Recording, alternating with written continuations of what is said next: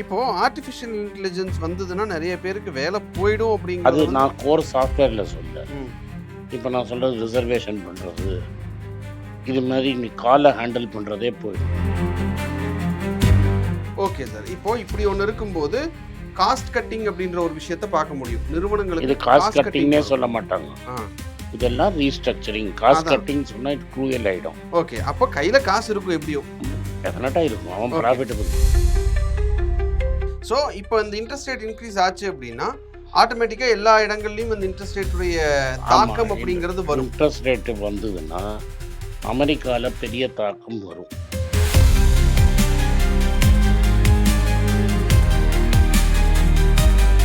Okay, அப்போ இந்த மாதிரி ஒரு சுச்சுவேஷன் வந்ததுன்னா எந்தெந்த மாதிரியான ஜாப்ஸ் எல்லாம் போகிறதுக்கு வேலை போகிறதுக்கு வாய்ப்பு இருக்குது சார்?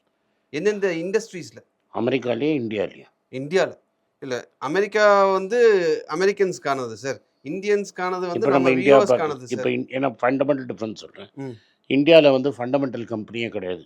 ம் ஃபண்டமெண்டல் கம்பெனினா ஒரு உனக்கு ஃபேஸ்புக்கோ ஒரு ஆ. கூகுளோ அதெல்லாம் கிடையாது. ம் வந்து எல்லாமே அமெரிக்காவுக்கு கூலி வேலை செய்கிற கம்பெனி தான். ம் உன்னோட பெரிய ஐடி கம்பெனி எல்லாமே அமெரிக்காவுக்கு கூலி வேலை செய்கிற கம்பெனி.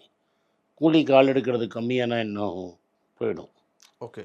இப்போ வந்து உன்னோட ஸ்விக்கி ஜொமேட்டோ இருக்கிறவன் ம் நீ மெட்ராஸில் காசு கொடுத்து பைக்கு ஓட்டி அதுக்கு மீறி ஏதாவது வீட்டுக்கு அனுப்புறதுக்கு காசு இருந்தால் தான் இந்தியாவில் மெட்ராஸில் இருப்பான். ஆமாம் கரெக்டாக ட்ரெயினை பிடிச்சி போயிடுறான். இப்போ திருப்பூரில் சோறு இல்லைன்னு நிறைய பேர் போயிட்டான்னு நம்ம படித்தோம். ஆமாம் ஆமாம் ஆமாம் ஸோ லோவர் லெவலில் ஆல்ரெடி உனக்கு இம்பேக்ட் தெரியுது. ஆமாம் என்னது, மைக்ரண்ட் லேபர் திரும்பி ஊரை போயிட்டு திரும்பி வர மாட்டேங்கிறான். ஆமாம் ரைட்டாக நான் ஆமா. உனக்கு மின்ட்டில் அந்த திருப்பூர் ஆர்டிக்கல் காமிச்சேன். ரைட்டாக ஸ்விக்கி ஜொமேட்டோ லேட்டாக வருது. அது பக்கத்து ஊர் மைக்ரேஷனு. இப்போ நான் ஒரு நாளைக்கு 5 லிட்டர் பெட்ரோல் போடணும்னா 5 லிட்டர் இன்றைக்கி அழகாக எழுதியிருந்தான் ம். கென்னுங்கிற பத்திரிகையில். ம் இப்போ நான் உனக்கு எப்படி சினாரியோ எக்ஸ்பிளைன் பண்ணுறேன், ம் 2 விதமாக எக்ஸ்பிளைன் பண்ணுறேன். இதுதான் ரியாலிட்டி. ஓகே.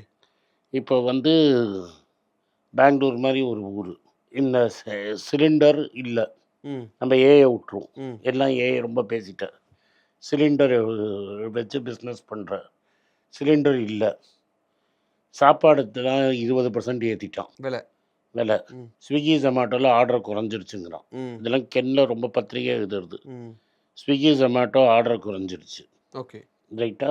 இப்போ டெலிவரிலாம் எப்படின்னா ஒரு டெலிவரிக்கு இவ்வளோ காசு இருந்தான், ம் அவனுக்கு ஃபிக்ஸட் சம்பளம் கிடையாது. கரெக்டாக? ஆமாம், டெலிவரிக்கான பேமெண்ட் தான். ரைட். இப்போ எனக்கு நம்பர் ஆஃப் டெலிவரிஸ் குறைஞ்சிருச்சு. எஸ். குறைஞ்சிச்சா? ஆமாம். ஆனால் நீ என்ன பண்ணிட்ட, என் பெட்ரோல் விலையை 4 ரூபா ஏற்றிட்ட. என்னோட மெயின் பிஸ்னஸ் குறையிறது, என்னோட எக்ஸ்பென்ஸ் ஏறுது. என்னோட எக்ஸ்பென்ஸ் ஏறுது. எக்ஸ்பென்ஸ் ஏறுது. சிட்டியில் என்னால் இருக்க முடியாது, ம் ஏன்னா நான் 10 ஹவர் வண்டி ஓட்டணும். ம் அப்போ ஏதாவது இந்த தள்ளுவண்டி கடையில் தான் சாப்பிட்ணும். கரெக்டாக? ம் தள்ளுவண்டி கடையில் 2 ப்ராப்ளம். தள்ளுவண்டி கடையில் ஒரு ப்ராப்ளம் ஏ என்னென்னா அவனும் காசு ஏற்றிட்டான். ம் ப்ராப்ளம் பி என்னென்னா அவன்கிட்ட ஜிஎஸ்டி கிடையாது. ஆமாம். அவன் வாழ்க்கையில் 20 லட்ச ரூபா பண்ண போகிறது இல்லை. ம் உனக்கு ஜிஎஸ்டி இல்லைன்னா சில்லறை தர மாட்டேன்ட்டான். ம் ஸோ அவனுக்கு சோறே கிடைக்காது. ஸோ என்னோடய ரெவன்யூ குறைச்சிட்டேன், எக்ஸ்பென்ஸ் ஜாஸ்தி எக்ஸ்பென்ஸ் ஏற்றிட்டேன், எனக்கு சோறும் கிடைக்கல. அந்த ஒரு ஸ்டோரி. இப்போ இவன் என்ன சொல்கிறான்னா, இவர் வந்து இதெல்லாம் எனக்கு ப்ராப்ளம் எங்கே வரும்னு நினச்சார், ஆக்டிவ் வேறு, எனக்கு ரா மெட்டீரியலில் ப்ராப்ளம் வரப்படுதுன்னு நினச்சார். நினைச்சாரு. ஆமாம். ஆனால் ரா மெட்டீரியலில் ப்ராப்ளம் வரல அவருக்கு. ஏன்னா அவர் கரெக்டாக என்ன பண்ணிட்டார், 50% பேங்க்கை ஏற்றினார் லிமிட்டை. சைனாலேருந்து ரா மெட்டீரியல் ம் சப்ளை எல்லாம் ரெடி பண்ணிட்டு நான் ஜெயிச்சிட்டேன்னு நினச்சார். லேபருக்கு ஹாஸ்டல் வச்சுருக்காரு. திருப்பூரில் அது ரொம்ப காமன். ஆமாம். கேஸ் இல்லை, கேஸ் இல்லாததுனால எலக்ட்ரிக் ஸ்டவ் போட்டார். ஆனால் ஒர்க்கர்லாம் நார்த் இந்தியன், ம் அவன் கேட்குறது ரொட்டி. எலக்ட்ரிக் ஸ்டவ்வில் ரொட்டி ஃபுல்காக ஒழுங்காக வரல. ம் கிளம்பிட்டாங்க.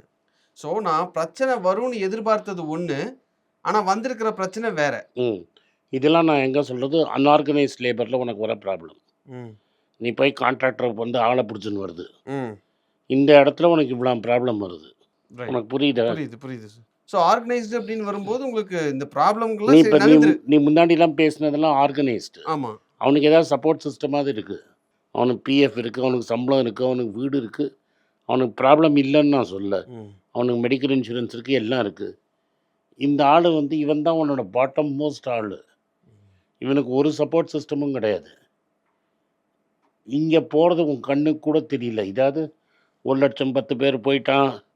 டிசிஎஸ்ல 30,000 பேருக்கு வேலைக்கு போகிறது உனக்கு தெரிஞ்சு வேலைக்கு போகிறது. இது உன்னால் எண்ணவே முடியாது. அன்ஆர்கனைஸ்டு செக்டார் இருக்கிறதுக்கு வந்து இதே கிடையாது. கரெக்ட். கரெக்டாக இவன் எப்படி சப்ளை பண்ணுவான்? ஓகே. ஸோ இதை வந்து ரெண்டாக பிரிக்கணும். Organised sector, unorganised unorganised sector. Sector. So the real pain is in unorganised sector. இப்போ நம்ம ஜிடிபி எப்படி மாற்றிட்டோம்னா, ஜிடிபியை நம்மளால் கரெக்டாக மெஷரே பண்ண முடியாது. Statistical illusion. ஸோ ஒரு கார்ப்பரேட்டுக்கு வர ரிசல்ட்டை எடுத்து 2000 கார்ப்பரேட்டை அது வந்து நம்ம ஒரு ஃபேக்டர் கொடுத்து கார்ப்பரேட்டாக இவ்வளோ க்ரோ ஆகிருக்குன்னா அன்ஆர்கனைஸ் செக்டர் இவ்வளோ க்ரோ ஆகும்னு கணக்கு போடுறோம். அதே தப்பு. ஏன்னா அதுதான் அரவிந்த் சுப்ரமணியம்லாம் ஆர்கியூ பண்ணுறாங்க. After demo and after GST and after Covid corporates are doing well, unorganised sector is doing badly.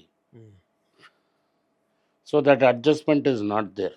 So இப்போ அந்த அட்ஜஸ்ட்மெண்ட் இன்னுமே வேர்சன் தான் ஆகும் அப்படிங்கிறது. இன்னும் வருஷம் தானே ஆகும். இப்போ ஸ்விக்கி ஜொமேட்டோலாம் நீ என்ன பண்ணுவ? நீ அவனால் டெலிவரியே எடுக்க முடியாது. சரி, இந்த ப்ராப்ளம் எப்படி மிட்டிகேட் பண்ணுறது sir as a common man? இது ஃபஸ்ட்டு இந்த ப்ராப்ளம். இப்போ இதனால இப்போ ஐடியில் வர ப்ராப்ளம் நான் சொல்கிறேன். இப்போ டிசிஎஸ்ல 30,000 பேரை காலி பண்ணிட்டான். இந்த 30,000 பேருக்கு கார் பிக்கப் ட்ராப் இருந்திருக்குமா? ஆமாம். பஸ் இருந்திருக்குமா?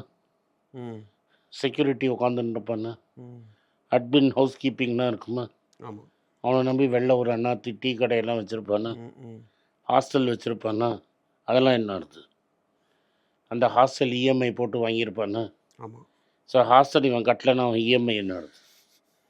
ஸோ இந்த சைக்கிள் எஃபெக்ட் செயின் ஆர்டர் எப்படின்னா, நான் எப்போதும் என்னோடய ஃபேவரட் எக்ஸாம்பிள் தான். அந்த கால தியேட்டர் சைக்கிள் ஸ்டாண்ட் மாதிரி தான். ஒரு சைக்கிள் தட்டினா பின்னாடி போயினே இருக்கும். நம்ம அதை பெங்களூரில் பேசினோம். பெங்களூரில் ஆல்ரெடி ரியல் எஸ்டேட்டை வாங்கி விற்கிறாங்க. இப்போ உனக்கு தெரியுதா ஏன் இங்கே 3.5 கோடிக்கு விற்கலன்னு? இன்னுமே அது விற்காம தான் இருக்குது. ஏன் விற்கலை? 3.5 கோடினா ஹஸ்பண்ட் அண்ட் ஒய்ஃப். சரி, நீ 1 கோடி போட்ட, 2.5 கோடி கடன் வாங்கணும். 2.5 கோடி கடன் வாங்கணும்னா 3 லட்ச ரூபா வேணும். 3 லட்ச ரூபா அடுத்த 30 வருஷம் கட்டணும் சார். ஆமாம். அப்போ எனக்கு வேலையை அடுத்த நாள் போய்டுன்னா எவன் எந்த பேங்க் கொடுப்பான் அவனுக்கு? அதை தாண்டி மாதம் 3 லட்ச ரூபா நான் இஎம்ஐயே கட்டணும் அப்படின்றப்ப என்னோட சேலரி எவ்வளோ இருக்கணும் அப்படிங்கிறது ஒன்று இருக்குல்ல sir. That is the problem. இந்த மாதிரி ஒரு வீடு நான் வாங்குறேன் அப்படின்னா அங்கே இருக்கக்கூடிய லைஃப் ஸ்டைலே வேறு மாதிரி இருக்கும். அதுக்கு இன்டீரியர்ஸ்லேருந்து என்னோட டோட்டல் லைஃப் ஸ்டைலே மாறும். அப்போ மாதம் 10 லட்ச ரூபாயா அது இருந்தால் அதான் முடியும். அப்போ என்ன ஆயிடுச்சுன்னா, ஆக்சிஸ் பேங்க்கோட நீங்கள் வந்து குவார்ட்டர்லி ரிப்போர்ட் பார்த்தேன்னா, ஆக்சிஸ் பேங்க்கில் 2000 பேர் வேலையை குறைச்சிருக்கான். அப்போ ஆக்சிஸ் பேங்க் மட்டும் குறைக்க மாட்டான், எல்லா பேங்க்கும் குறைப்பான். கரெக்ட். இப்போ கோர் பேங்கிங் செக்டர்லேயே 10-15,000 வேலை போகப்படுது. இன்னும் அப்போ இது வெறும் இன்னும் ஸ்டார்ட் கூட ஆகலை. ஆக்சிஸ் பேங்க்கில் 2000 பேரை தூக்கியிருக்கான். First cycle தள்ளப்பட்டிருக்கு. ஆமாம். ஸோ இது அடுத்தடுத்த லெவலில் இன்னும் எவ்வளோ தூரம் போகும் அப்படிங்கிறத நம்ம பொறுத்திருந்து தான் பார்க்கணும். ஆமாம்.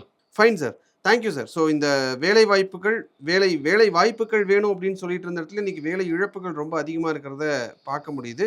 அது அடுத்தடுத்து என்னென்ன லெவலில் போகும் அப்படிங்கிறத ரொம்ப தெளிவாக சொன்னீங்க. நன்றி சார். நன்றி, வணக்கம். எல்லாருக்கும் வணக்கம். குழந்தைங்களுக்காக ஃபைனான்ஷியல் லிட்ரஸி, மணி ஃபார் நத்திங்னு 2வது பார்ட்டு. அண்ட் இதில் வந்து செக் எழுதுறது எப்படி, டெபாசிட்ஸ் எழுதுறது எப்படி, பணம் எப்படி வந்தது, பார்ட்டர்லேருந்து டிமானிட்டைசேஷன் வரைக்கும் எல்லாத்தையும் கவர் பண்ணியிருக்கோம். உங்கள் குழந்தைங்க அப் டு ஏஜ் 10-12க்கு ரொம்ப யூஸ்ஃபுல்லாக இருக்கும். இந்த புக் இப்போதைக்கு ஒரு ஸ்பெஷல் ப்ரைஸில் 450 ரூபாய்க்கு கொடுக்குறோம். இதை யூஸ் பண்ணிக்கோங்க. நன்றி, வணக்கம். moneypage.com வெப்சைட்டை சப்ஸ்கிரைப் பண்ணுங்கள். ஒரு வாரத்துக்கு 4 ப்ரீமியம் ஆர்டிக்கலும் ஃப்ரீ ஆர்டிகல்ஸ் ஒரு 10லேருந்து 15 நாங்கள் போடுறோம். இது சப்ஸ்கிரிப்ஷன் ஒரு மாதத்துக்கு 99 ரூபா தான். இங்கே சொல்கிற கான்செப்ட்ஸை கிரேட்டாக எக்ஸ்பேண்ட் பண்ணி போடுறோம். நீங்கள் படித்தீங்கன்னா உங்களுக்கு யூஸ்ஃபுல்லாக இருக்கும். நன்றி, வணக்கம். வணக்கம்.